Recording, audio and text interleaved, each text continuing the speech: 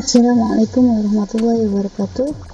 Selamat datang kembali di pembelajaran online mata pelajaran IPA di pertemuan yang keempat ini untuk mempelajari materi. Kemarin kita sudah sampai ke bab 1 terakhir di penyakit pada sistem reproduksi pada manusia, maka sekarang kita lanjut ke bab yang kedua, yaitu sistem perkembangbiakan tumbuhan dan hewan.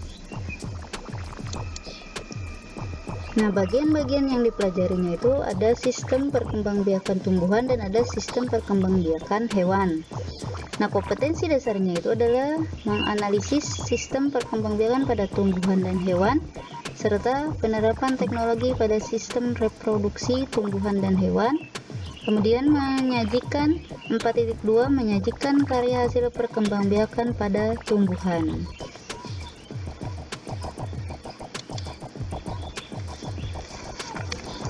Nah, sekarang kita mulai ke sistem perkembangbiakan pada tumbuhan. Ada perkembangbiakan pada tumbuhan Angiospermae, kemudian perkembangbiakan pada tumbuhan Gymnospermae, perkembangbiakan pada tumbuhan lumut dan paku, kemudian juga terakhir di perkembangbiakan tumbuhan ini ada teknologi reproduksi pada tumbuhan.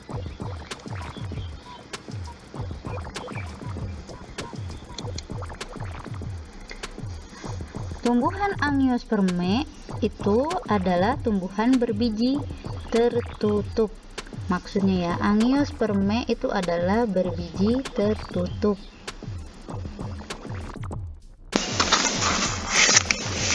Nah, Angiospermae itu adalah tumbuhan berbiji tertutup, maka perkembangbiakannya itu dibedakan menjadi dua. Ada vegetatif dan ada generatif. Apa itu vegetatif? Vegetatif itu adalah cara perkembangbiakan tumbuhan dengan menggunakan bagian tumbuhan tanpa adanya peleburan sel gamet. Nah, tumbuhan ini dapat melakukan perkembangbiakan secara vegetatif karena sel meristem yang mampu berkembang menjadi berbagai jenis sel penyusun jaringan dan organ tumbuhan. Perkembangbiakan vegetatif ini dibedakan menjadi dua, ada vegetatif alami dan ada vegetatif buatan. Kita mulai ke vegetatif alami. Apa itu vegetatif alami? Perkembangbiakan yang tidak melibatkan campur tangan manusia. Nah, vegetatif alami ini dibedakan, yang pertama ada yang namanya adalah rizoma. Rizoma atau akar tinggal ini adalah batang yang tumbuh mendatar menyerupai akar di dalam tanah. Nah, dari akar tinggal atau rizoma tersebut akan muncul akar dan batang baru sehingga membentuk individu baru. Misalnya contohnya tanamannya adalah jahe, lengkuas, kunyit, bunga tasbih, temulawak, dan sebagainya.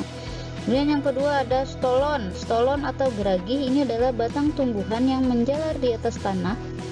Tunas yang dihasilkan dari pertumbuhan stolon dapat terpisah dari induk dan mampu tumbuh menjadi individu baru.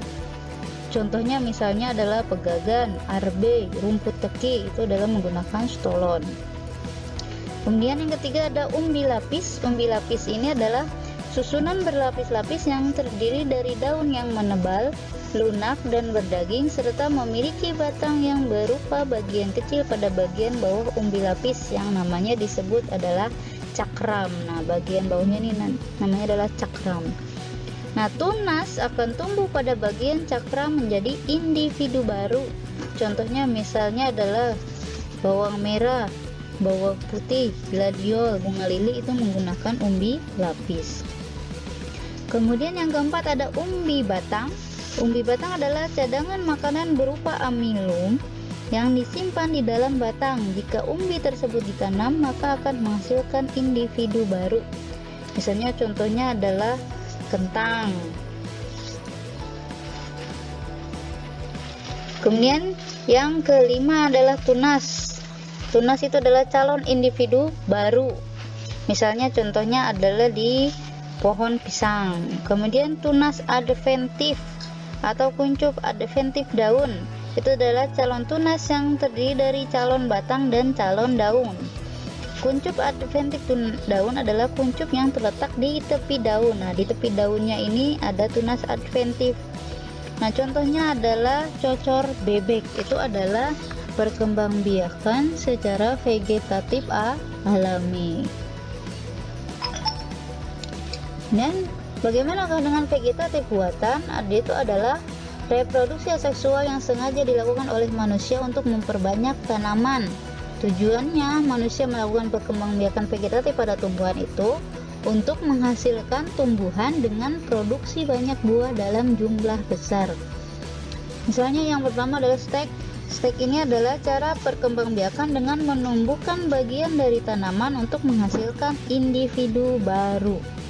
Misalnya ada di pohon singkong ya. Kemudian merunduk atau runduk.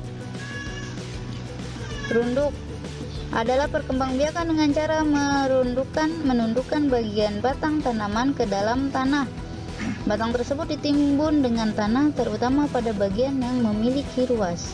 Nah, pada ruas tersebut akan tumbuh akar dan tunas. Misalnya contohnya adalah alamanda. Kemudian yang ketiga ada cangkok.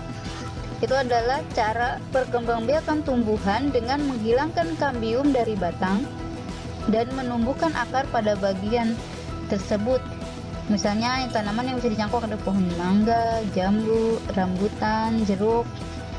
Nah, itu adalah merupakan vegetatif buatan.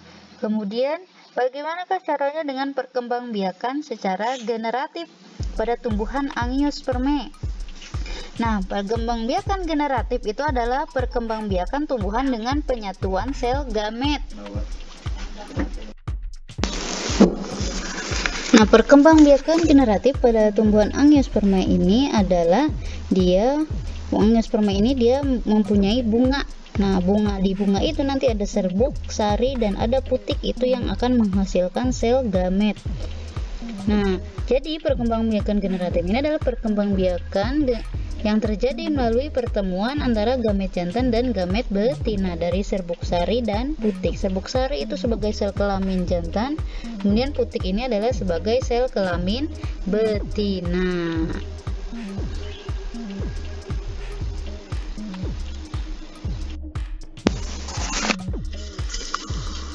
Nah, dari peleburan sel gamet ini berarti akan ada namanya adalah penyerbukan atau polinasi.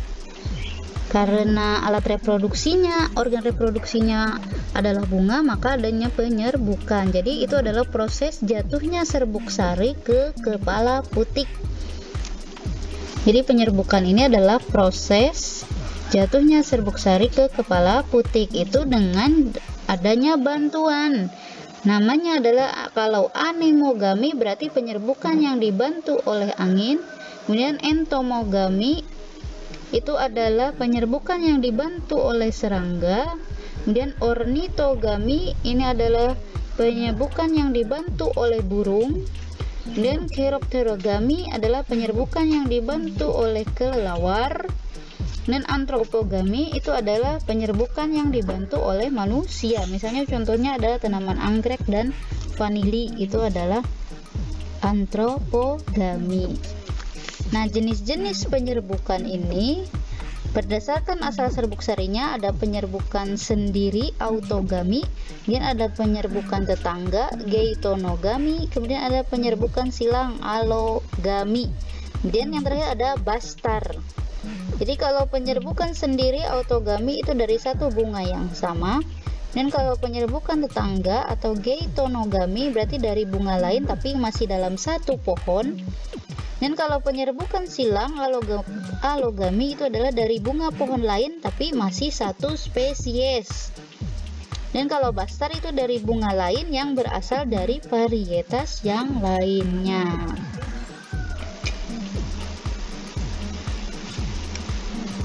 Itu adalah penyerbukan. Ketika sudah terjadi penyerbukan, maka akan terjadi namanya adalah pembuahan atau fertilisasi.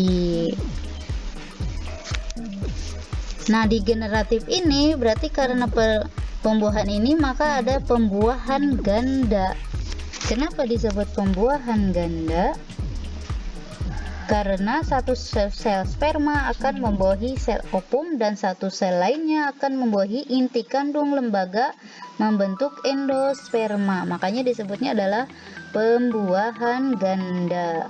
Jadi inti spermatozoid 1 ketemu ovum jadi zigot, jadi embrio atau yang kita kenal dengan yang kita lihat itu adalah biji.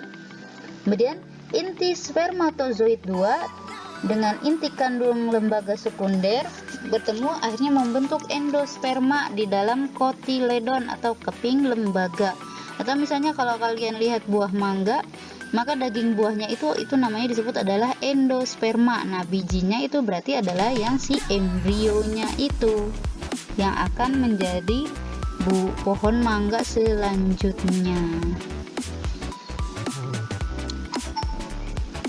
Nah, ketika sudah jadi biji, maka akan ada cara untuk penyebaran bijinya. Yang pertama ada anemokori, berarti proses penyebaran bijinya dibantu oleh angin. Hidrokori berarti dibantu oleh air. Zookori berarti oleh hewan. Hewannya kalau misalnya dari burung berarti ornitokori. Kemudian kalau oleh serangga namanya adalah entomokori. Dan kalau kelelawar itu namanya adalah kirpterokori. Kemudian yang terakhir ada antropokori, ini berarti dibantu oleh manusia. Ketika sudah ada terjadi penyebaran biji, maka akan terjadi namanya adalah perkecambahan. Jadi pertumbuhan biji diawali dari biji yang mulai berkecambah, sehingga nanti akhirnya dia akan menjadi tumbuh menjadi individu baru, menjadi tumbuhan dewasa. Itu adalah dari pertumbuhan angiosperme, tumbuhan angiosperme atau tumbuhan berbiji tertutup. Sekarang kita ke perkembangbiakan pada tumbuhan gimnosperme. Apa itu tumbuhan gimnosperme? Itu adalah tumbuhan berbiji terbuka, tidak memiliki bunga, sehingga perkembangbiakannya berbeda dari tumbuhan angiosperme. Jadi tumbuhan gimnosperma ini memiliki alat reproduksi berupa strobilus. Nah, strobilus seperti ini. Strobilus jantan menghasilkan gamet jantan atau serbuk sari, sedangkan strobilus betina akan menghasilkan gamet betina. Reproduksi pada gimnosperme diawali dengan penyerbukan dengan bantuan angin. Serbuk sari dilengkapi dengan sayap sehingga memudahkan gerakannya menuju strobilus betina.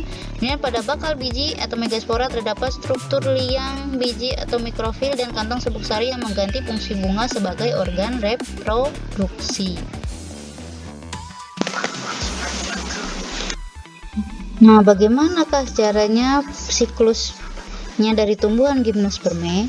Jadi tumbuhan gimnosperme ini ada strobilus jantan, strobilus betina. Strobilus jantan akan menjadi mikrosporangium, kemudian sel induk mikrospora gametofit jantan, dan dia akan menghasilkan serbuk sari, bulu serbuk sari kemudian menjadi spermatozoid.